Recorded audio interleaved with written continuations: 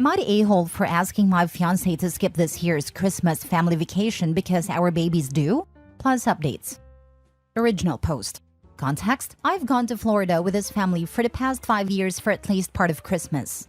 Every other year, I return before him to spend Christmas Day with my family. This year's the first time in a long time that all the other siblings are able to overlap dates. My fiancé has major FOMO, which is why this is a sensitive subject. His parents have always been weird about keeping their family close. They've never said it outright, but little things suggest they don't consider me completely part of their family yet, since we aren't married. Also, my parents are away overseas dealing with a grandparent emergency. My mom has been kept in the loop though, and is trying to come back as soon as she can. My fiancé and I, 31 male and 31 female, are expecting our first baby due December 30th. His family has a vacation home in Florida, and they have gone every year during the holidays for about a month until after New Year. He agreed not to go this year because of the baby, but his family's insisting that he go and come back on the 28th, which is ample time before the baby is due. So he bought a ticket for December 15th to 28th. His reasoning is that his parents really want him there and his siblings will also be going.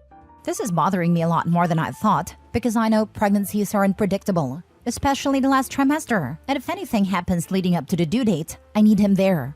My parents are away until December 26th, and my friends have their families, so I will be completely alone. The other reason, and I guess it's more selfish, is that I will be spending Christmas by myself. It's not the main reason why I'm bothered, but it's a small part of it. He's been spending Christmas every year in Florida since he was 15, and there will be many more trips after the baby is born. I don't know why he has to go this year.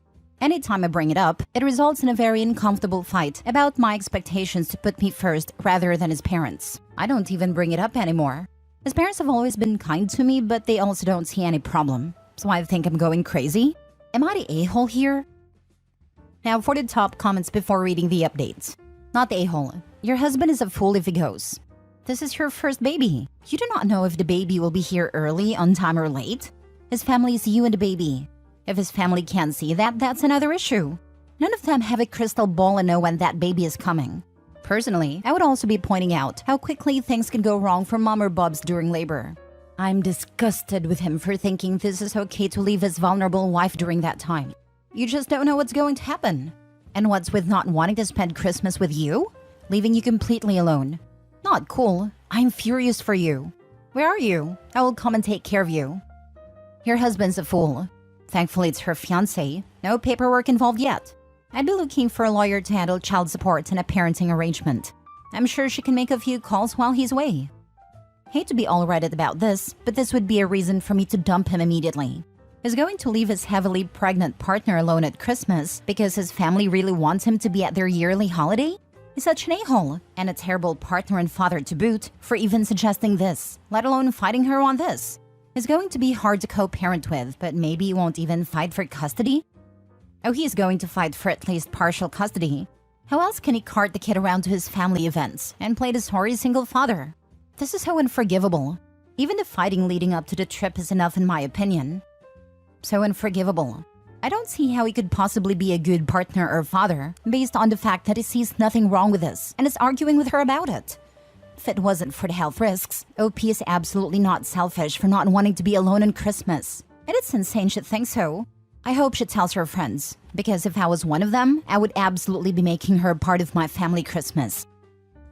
Now for the update number 1. I'm sorry for not updating sooner. Everything has been overwhelming and I'm trying to deal with a lot. The good news is that my mom arrived home yesterday.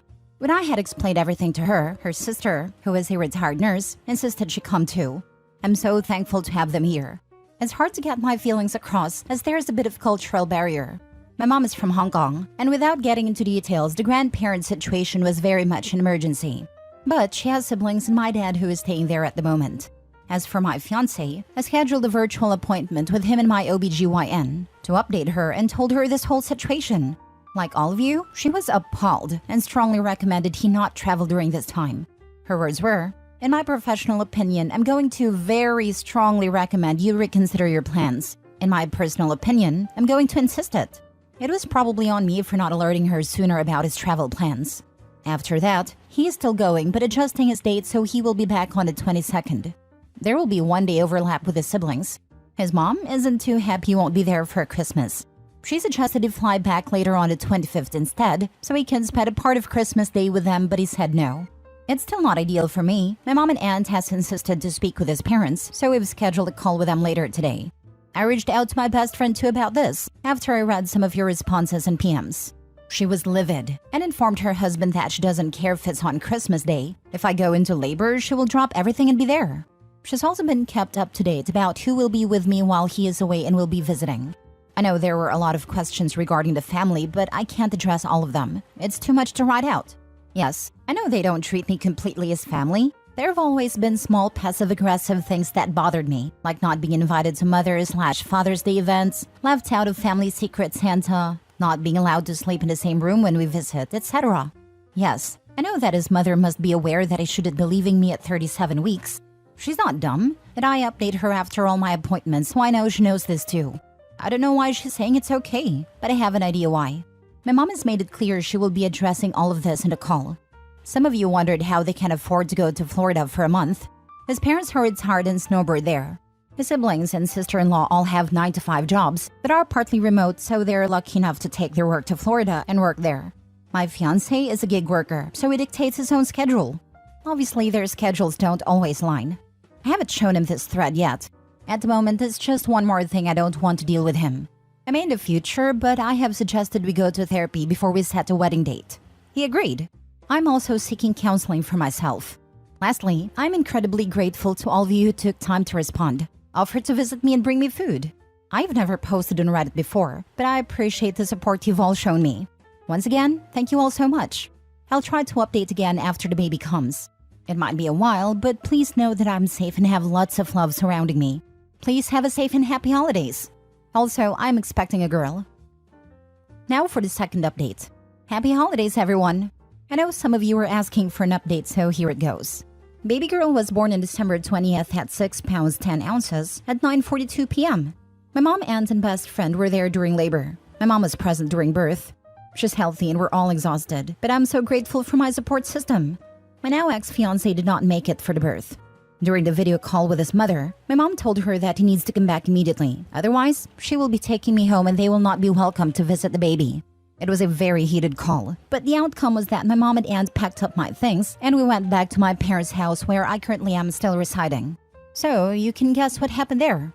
It hurt a lot. I had a very upsetting call with him about his priorities now that we were literally down to the wire, and the conversation ended without much resolution. He hung up on me. I messaged him after our daughter was born to let him know I had given birth and that she was healthy. I tried to video call a lot after that, but I didn't pick up. He returned home on the 22nd as planned. Of course, I wasn't at a condo. I think they all thought my mom was bluffing. He tried to come by my parents' house many times, and at one point, sat outside in his car for hours when my mom and aunt wouldn't let him in. Finally, on Christmas Day, we let him see his daughter, and he and I discussed our future. My mom and aunt have been very vocal about breaking off the engagement, and I agreed that after the call with his parents, I didn't want to be involved with a family who was so selfish. He told me his mother was very insistent to go on this trip, to show his family that he wanted to mend his relationships with them, and that his sister-in-law had been saying some awful things about me to him and his parents. I told her some things in confidence a couple years ago about some issues I was having with him, and she turned it around on me. This was the nail in the coffin. I can't possibly marry into a family this toxic. So as it stands now, I have broken off the engagement and will live at my parents' house. We have scheduled couples therapy and our first session is tomorrow. He has apologized profusely and asked to stay with me to help with his daughter. My mom doesn't want him sleeping here, so he's been coming by in the morning to help with her and then leaving in the evening. His parents have told him that they would like to see our daughter as soon as they come back, and he has video chatted with them once to show our daughter to them. That's basically where we stand now. And undoubtedly the situation will get more complicated once his parents come back, but I can't think about that right now. My baby girl is healthy and has a nursery set up in my childhood bedroom. She's surrounded by people who would give her the world. My aunt, who I haven't seen since I was 10, is here. Those are the positive things I'm focusing on. Last story. Update. Am I the a-hole for telling my wife I would choose my mom over the birth of our baby? Original post. So, to get started, I am 36 male and my wife is 33 female. We are expecting our first child soon.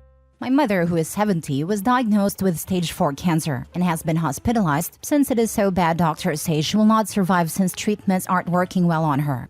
My dad died when I was young, and my mom took care of me while working 2 jobs so that I could have a good life. I feel I owe everything to my mother. I bought her a house and whatever she needed so that she could live her older years well, since we had to struggle so much. When I got home from work and visiting my mom, my wife and I were talking and she asked if you got a call that I was in labor or your mom was going to die, who would you pick? I told her I would pick my mom. She asked why, and I told her that I wanted to be there to say goodbye to my mom since I would never see her again, and so she would have somebody there in her final moments. She got mad and said, what about her and our baby? I told her I would try to be there as fast as I could after my mom, but that most likely wouldn't happen, so I told her not to worry about it. She was still mad and told me to get out of the house. I left, and now I'm at my mom's house.